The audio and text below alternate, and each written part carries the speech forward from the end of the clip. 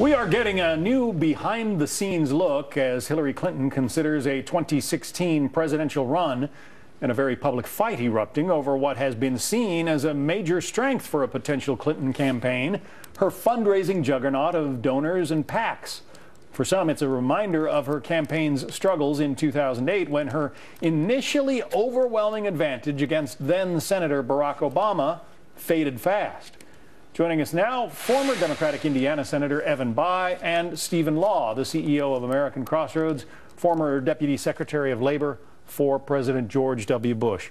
Stephen, I'm going to start with you first. There are a number of these PACs, one of them called Ready for Hillary, that are supporting her prospective candidacy. Another one is called Priorities USA Action. That's the leftovers of the Barack Obama campaign committee, and the two of them seem to be butting heads right now.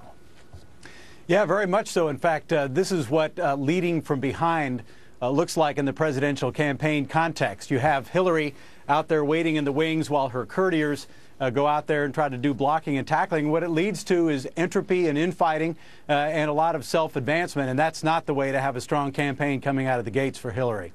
Senator, it's all about money and trying to raise it. Does it make you glad you're not running a campaign this time around? Well, John, it does. The enormous sums of money that it takes to run for president these days, or for the Senate or governor for that matter, are just surprising. And look, I think this is a temporary dust-up. If she runs, when she announces her campaign, I expect it to be disciplined, focused, and very effective, and to raise a lot of money. Disciplined and focused, you say. Stephen, you say her campaign is defined by disarray. Well, I think particularly at the outset, again, she's tried to wait in the wings and have others be her proxies. That's clearly not working. But I think it also shows what happens when the main argument for your candidate is simply inevitability. That leads to entitlement, it leads to self-advancement, and it leads to the kind of infighting that we're seeing right now. It's not just the fact that she's not taking charge of her campaign. It's the whole argument is really about her simply being her turn, and that's what we're getting. Senator, is she the strongest Democratic candidate out there?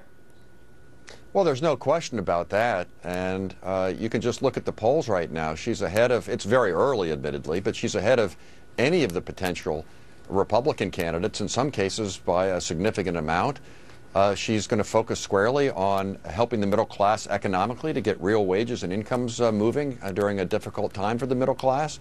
And I think it's good that she's taking her time and letting the Republicans engage in their internal warfare, as they've got maybe 10, 15, 20 candidates running. Why should she get in the middle of that? So when she steps out, I think she will be focused, and I think she'll have a message that will build upon the already strong standing that she has. But sticking with you for the moment, Senator, she was the lead horse in the race 8 years ago, and something happened when a junior senator from Illinois kind of snuck up behind her and stole away the nomination. Could that happen again? I think that's highly unlikely. The only other really significant potential candidate within the Democratic Party would be Elizabeth Warren from Massachusetts. She's said very clearly she's not going to run. And even if she did, the polls put Mrs. Clinton, squarely ahead. The other thing I'd say is, I think for most of your viewers, they can understand, yes, that happened in the last campaign. Normally in life, you learn from your mistakes, what you wish you'd done better, as much as you learn by your successes. My guess is they've learned from the last campaign, and again, will be disciplined, focused, and look like a laser on the economic challenges that face the middle class and have an agenda for dealing with that. Very quickly, Stephen, is she the candidate Republicans fear most? Well, look, I agree with Senator Bayh that I think that Hillary Clinton will be the nominee, and she will probably not face a whole lot of opposition to get that nomination. But I don't think that's good news for Democrats. She's politically out of shape. She's making many of the same mistakes she made in 2008. And while all of her courtiers jockey for importance and control, you've got Republicans out there tackling real issues, putting out important policies that solve the problems that middle-class Americans face. And I think that's a good contrast that we're happy to have right now. Stephen Law, former Senator Evan Bayh. Thank you both. Thank you. Thanks.